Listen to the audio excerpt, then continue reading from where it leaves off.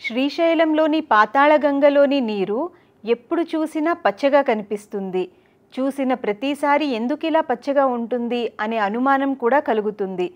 అంతేకాదు, నీళ్ల కింద నాచు ఉండడం వల్ల పచ్చగా ఉంటుందేమో అని అనుకుంటాము.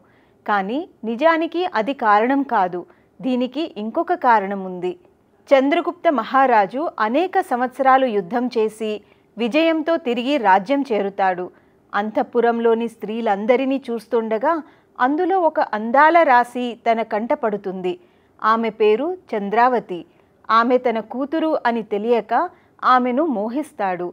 ఆ తర్వాత ఆమె తన కూతురు అని తెలిసాక కూడా కామంతో తనతో పడక పంచుకోమని నానా ఇబ్బందులకు గురి చేయడమే కాకుండా కన్న బిడ్డ అని కనికరం కూడా చూపకుండా చెరచబోతాడు. అది తట్టుకోలేని చంద్రావతి అక్కడి నుంచి తప్పించుకొని పారిపోతుంది. అలా వెళుతూ వెళుతూ చంద్రావతి శ్రీశైలంలోని అరణ్యానికి వచ్చి చేరుతుంది. అక్కడి నుంచి ఎక్కడికి వెళ్ళాలో ఏం చెయ్యాలో తెలియక ఆ పరమేశ్వరుని అనుగ్రహించమని తపస్సు చేస్తుంది.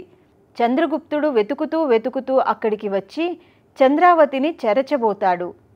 తన భక్తురాలిని తండ్రే చెరచబోతున్నాడు అన్న విషయాన్ని తెలుసుకున్న ఆ పరమశివుడు తీవ్ర ఆగ్రహానికి లోనై కామంతో కన్నులు మూసుకుపోయిన నీవు పచ్చల బండపై పాతాళగంగలో పడి ఉండమని శపిస్తాడు. ఆ తర్వాత చంద్రగుప్తుడికి పశ్చాత్తాపం కలిగి వేడుకోగా శ్రీ మహావిష్ణువు కలియుగంలో అవతరిస్తాడు.